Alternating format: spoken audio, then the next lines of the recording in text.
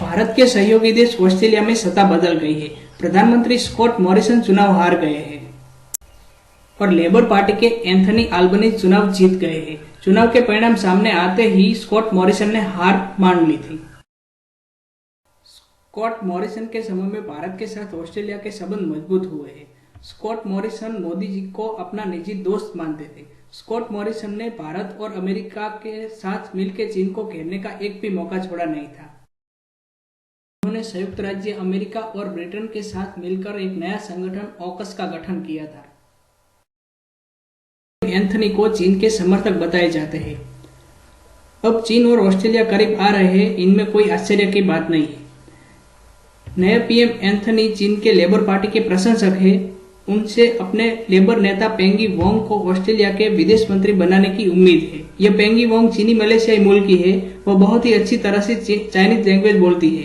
पेंगी Wong ने Australia में रहने वाले स्वदेशी चीनी लोगों को लेबर के लिए वोट देने में महत्वपूर्ण भूमिका निभाई थी और कहा जाता है कि चीन ने एंथनी को जीतने के लिए कड़ी मेहनत की थी।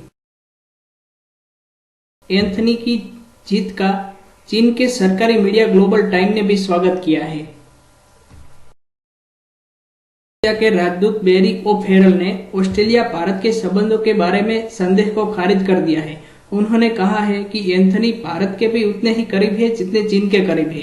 1991 में एंथनी भारत में यात्रा पर आए थे। 2018 में ऑस्ट्रेलिया से प्रतिनिधि मंडल का उन्होंने प्रतिनिधित्व किया था। एंथनी ने चुनाव प्रचार के दौरान भारत के साथ आर्थिक संबंध मजबूत करने का वादा किया था। ऑस्ट्रेलिया में भी जिसे जीतना है उसे भारत की जनता को खुश रखना पड़ता है, क्योंकि ऑस्ट्रेलिया में भारतीय मूल के 7 लाख से भी ज्यादा लोग रहते हैं।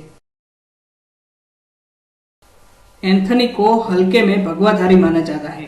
चुनाव प्रचार के दौरान उन्होंने ऑस्ट्रेलिया हिंदू परिषद में आयोजित एक कार्यक्रम में भगवाधारी बनकर भाग लिया था। नए पीएम एंथनी की जीवन कहानी किसी फिल्म से कम नहीं है। उनका जन्म सिडनी के पास केप टाउन में ऑस्ट्रेलिया में हुआ था। उनकी माता विकलांग थी और मां की पेंशन पर घर चलता था और घोर गरीबी में जीवन बसर कर रहे थे। एंथनी जब 14 ईयर के हुए तब तक उनको पता नहीं था कि उनके पिता जिंदा है। उसकी मां ने तो यह कह दिया था कि उनके पिता की एक एक्सीडेंट में मौत हो गई थी। जब सरकार ने मां को मिलने वाली पेंशन बंद कर दी तब उसे पता चला कि उनके पिता जिंदा है। सच्चाई यही है कि एंथनी के माता पिता ने कभी शादी की ही नहीं थी। दोनों की मुलाकात विदेश यात्रा के दौरान हुई थी और दोनों आकर्षण में पड़ गए थे।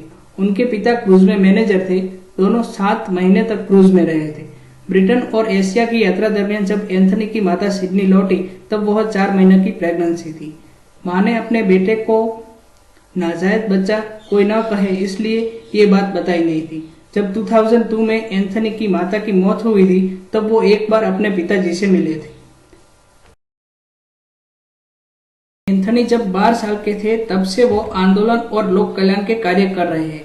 अब पीएम बन गए हैं तो उनके काम पर सभी की नजर रहेगी। सरकार बदलने के तुरंत बाद दोनों देश के बीच संबंध नहीं बिगड़ते। धीरे धीरे एहसास होता है। Wait and watch.